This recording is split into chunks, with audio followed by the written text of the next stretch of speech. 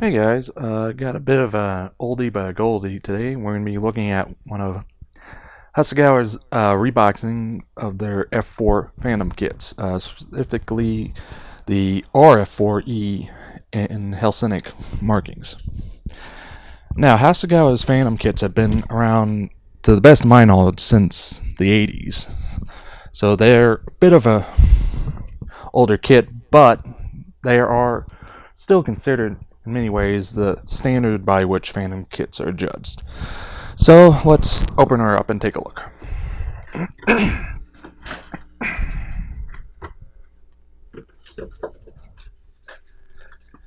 Okay, so right out gate, we've got two halves of fuselage molded in single piece. One nice thing is that they do have the front cockpit attached to the rear fuselage, which definitely does make building this kit a lot easier, as I've seen some that have this section as a separate part. On this particular boxing, we have all the openings for the cameras in the front, which is nice and include. Got part of our nose here, the other part popped off on its own, so I'm going to go looking for it. As well as various pylons and undernose arrangements, the landing gear, the nose gear doors, including doors for this particular version, as well as some antennas. Next up, we have our wing halves. We have both left and right down here, as well as our main underwing.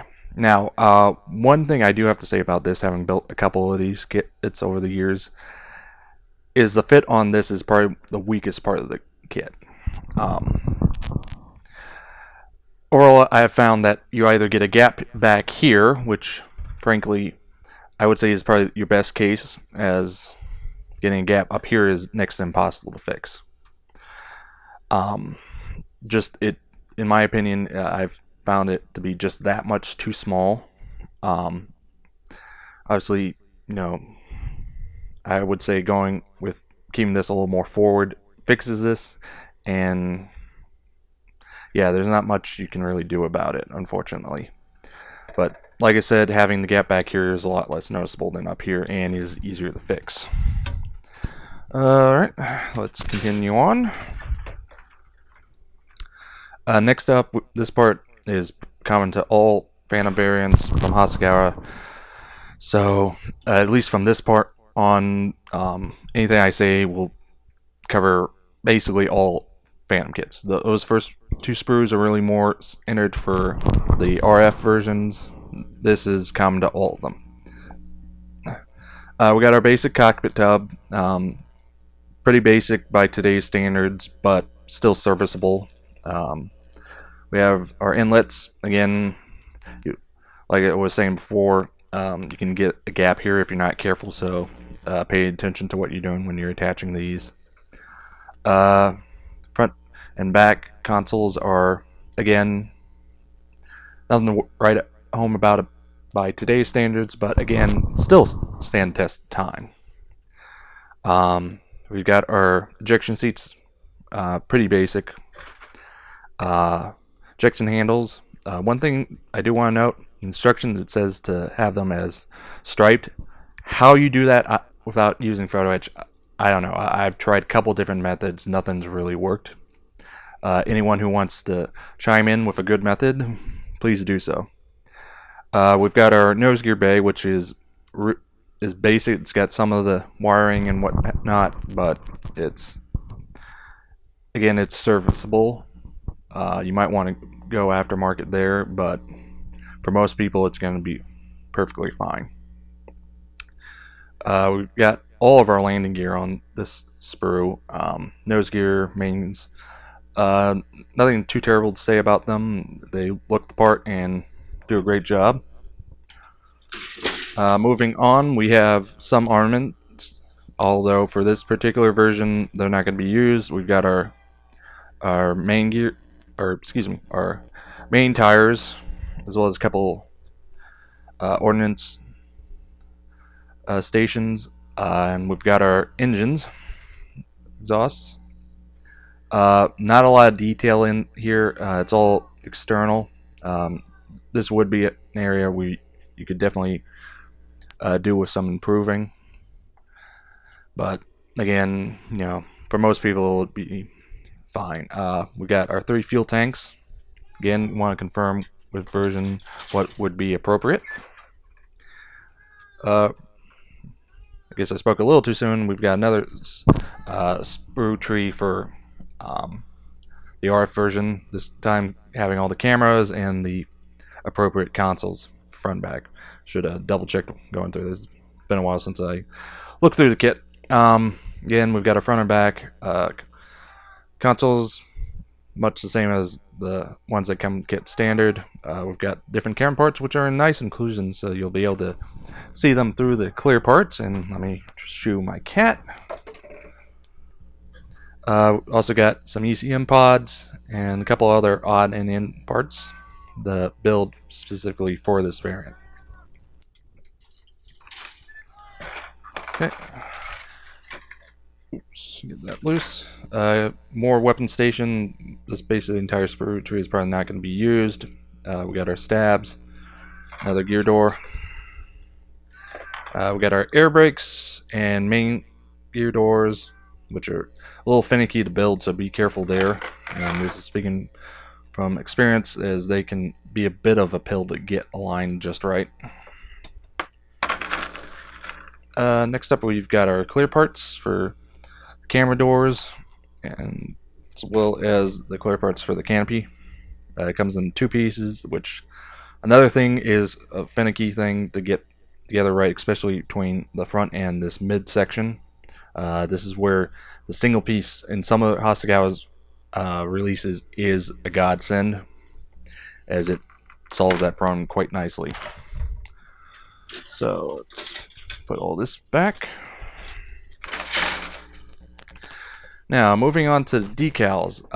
As I said, for this version, Hellenic Air Force version, specifically the anniversary one, since this kit was done, it was for the 50th that this group's have been using the Phantom, which tells you how long the Phantoms have been around. In fact, an aircraft can still be relevant 50 years after its debut. Is quite nice.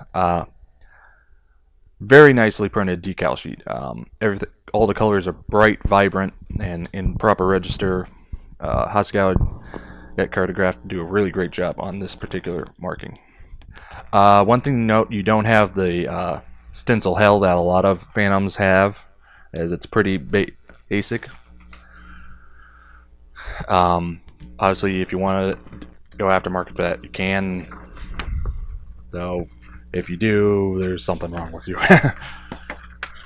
Build sequence is your standard aircraft, starting in the cockpit, building up from there, closing everything up. In my opinion, you're not going to really need any type of nose weight, as between the cockpit, the cameras, and all that, you should have enough weight on the nose that it shouldn't be a tail sitter.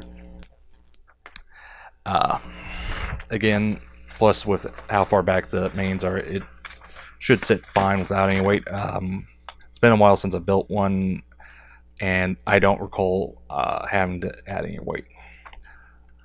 Another thing you should also note into is getting the alignment of the stabs right. While it does include in the instructions the proper angle, times I've built it, I've more or less just stuck it in, and it's worked fine. They did a pretty good job of getting the fit alignment a little bit idiot-proof.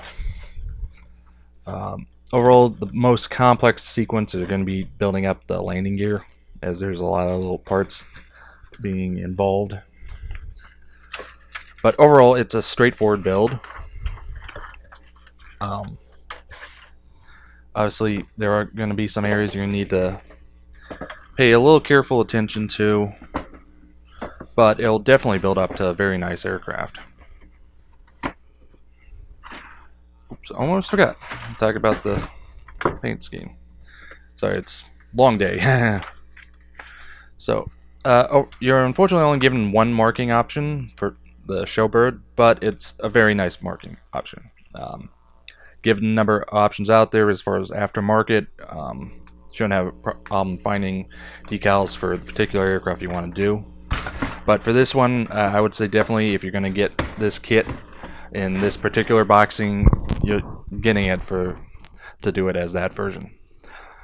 So overall, as I said in the beginning, Hasegawa kits, Phantom kits have been around for 30 some odd years, and they still hold up. Obviously, I'm speaking without having really looked hard at the Academy kit, as I personally don't have one yet. But all things considered, Hasegawa keeps pumping these out, so they've really done the bulk of the Phantom lineup. So you could easily find just about any version you're looking for from Hasegawa.